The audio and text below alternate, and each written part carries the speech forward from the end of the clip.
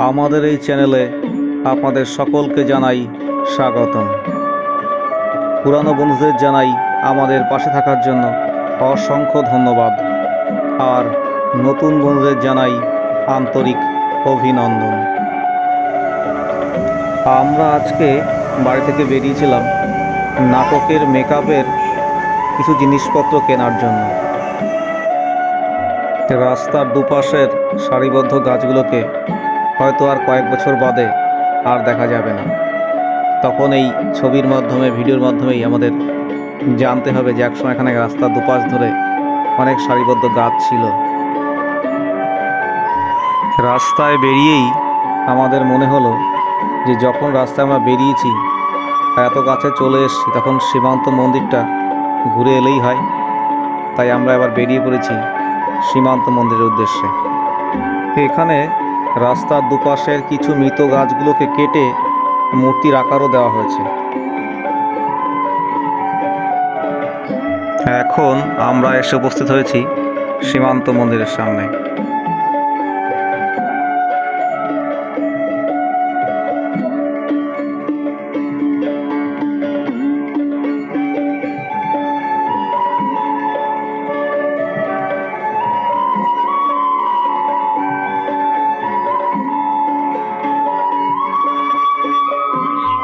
আমরা মন্দিরের চারপাশের পরিবেশ ভালো করে ঘুরে দেখতে থাকলাম। আপনারাও আমাদের সঙ্গে মন্দিরটি দেখতে থাকুন। খুব সুন্দর মন্দির, আশা করি আপনাদের প্রত্যেকেরই ভালো লাগবে।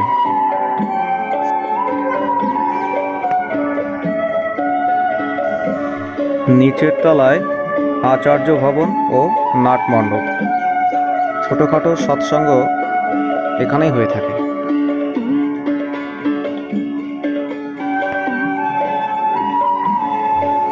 এবারে আমরা উপরে চলে এসেছি শ্রী শ্রী ঠাকুর দর্শন ও প্রণাম করতে। আপনারাও চলুন আমাদের সঙ্গে শ্রী শ্রী ঠাকুর দর্শন ও প্রণাম সেরে নেবেন।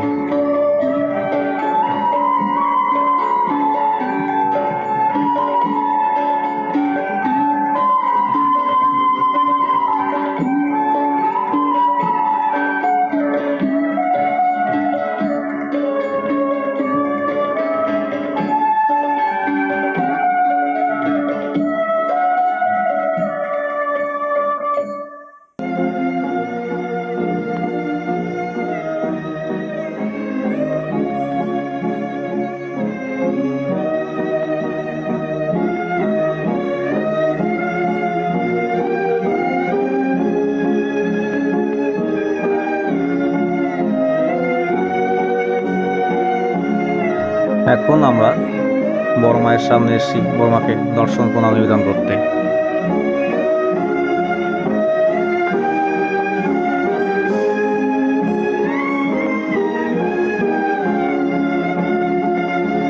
এখন আমরা শ্রী শ্রী বড়দাকে দর্শন ও প্রণাম নিবেদন করতে চলে এসেছি।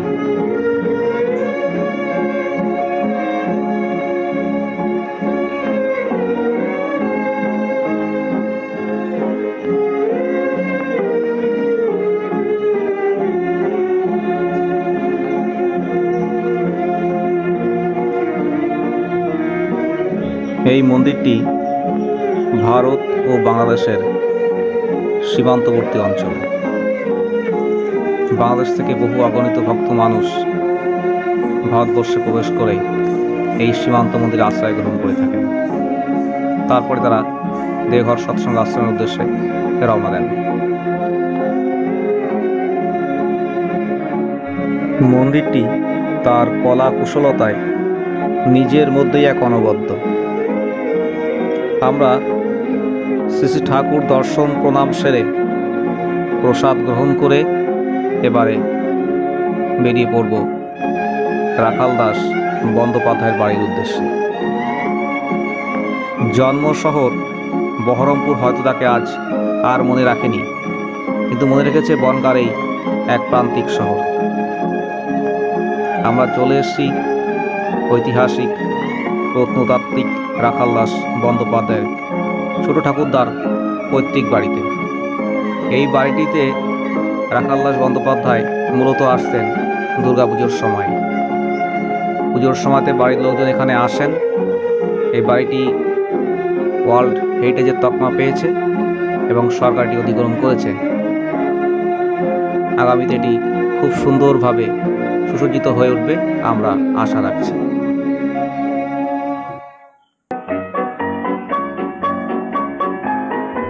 এবারে আমাদের বাড়ি ফেরার পালা।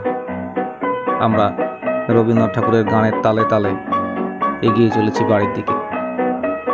পুনরায়ও মন্দিরের সামনে থেকে গাড়িতে বসে প্রণাম নিবেদন করে আমরা এগিয়ে চলেছি। আস্তে আস্তে সামনে চোখে পড়ল মায়ের মন্দির। মাকে প্রণাম নিবেদন করে আমাদের মেকআপের জিনিসপত্র কিনে খাওয়া দাওয়া সেরে আমরা গাড়িতে চেপে বসলাম বাড়িতে আসার জন্য।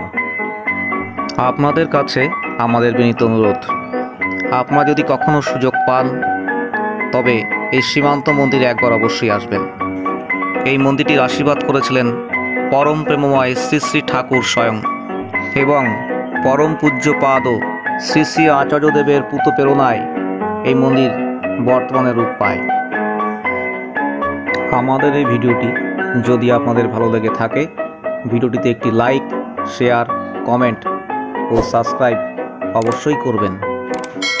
আর আপনারা সকলে ভালো থাকবেন, সুস্থ থাকবেন, আমাদের পাশে থাকবেন। সকলকে জানাই জয় গুরু।